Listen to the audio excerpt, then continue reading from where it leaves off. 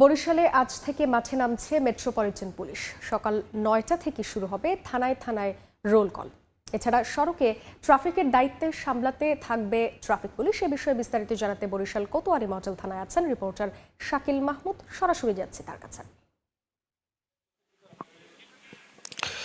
দেখুন, কর্মবিরতি প্রত্যাহারের পর আজ থেকে কিন্তু মাঠে নামছে পুলিশ সদস্যরা। এর মাধ্যমে প্রায় ৬ দিন পরে পুরোদমে মাঠে নামছে তারা এবং আজ সকাল ৯টার সময় প্রতিটি থানায় থানায় রোল কল করার কথা রয়েছে বলে জানিয়েছেন বরিশাল মেট্রোপলিটন পুলিশের উপকমিশনার।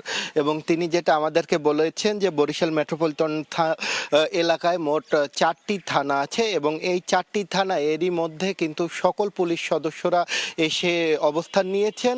যদিও এই গত ৬ দিন যারা বিভিন্ন দাবিতে পুলিশ সদস্যরা যে কর্মবিরতিতে ছিলেন তারা কিন্তু তারপরও সাদা পোশাকে এখানে এই থানাগুলোতে কিন্তু অবস্থান করছিলেন এবং তারা তাদের সাধ্য অনুযায়ী যে সেবাগুলো দেয়া দরকার সেগুলো কিন্তু তারা দেওয়ার চেষ্টা করেছেন। তবে তাদের যে ডেইলি রুটিন পুলিশের সেটি তারা পালন না করায় কিন্তু আমরা দেখেছি যে নাগরিকরা অনেকেই কিন্তু নিরাপত্তাহীনতায় ভুগেছেন।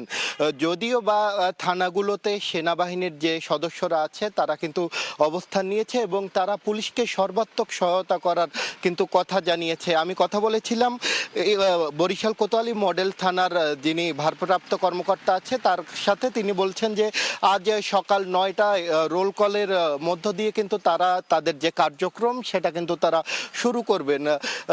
এদিকে আমি কথা বলছিলাম বরিশাল মেট্রোপলিটনের যে ট্রাফিক বিভাগ আছে সেই ট্রাফিক বিভাগের পুলিশ সদস্যদের সাথে। তারা বলেছেন যে আজ থেকে তারা রাস্তায় কিন্তু তারা তাদের যে দায়িত্ব সেটা কিন্তু তারা পালন করবে। এর পাশাপাশি বৈষম্য বিরোধী ছাত্র আন্দোলনের যে সমন্বয়ক আছে সুজয় শুভ বরিশালের, তার সাথে কথা বলছিলাম। তিনি যেটা বলেছিলেন যে ছাত্ররা এখনো রাস্তায় থাকবে এবং ট্রাফিক পুলিশের যে সদস্য যারা আছে তাদেরকে তারা সহায়তা করে যাবে। যদিও আমরা দেখেছি যে গত ৬ দিন শিক্ষার্থীরা কিন্তু সড়কের শৃঙ্খলা ফেরাতে তারা কিন্তু যথেষ্ট পরিমাণ দিনরাত খাটনি করেছে।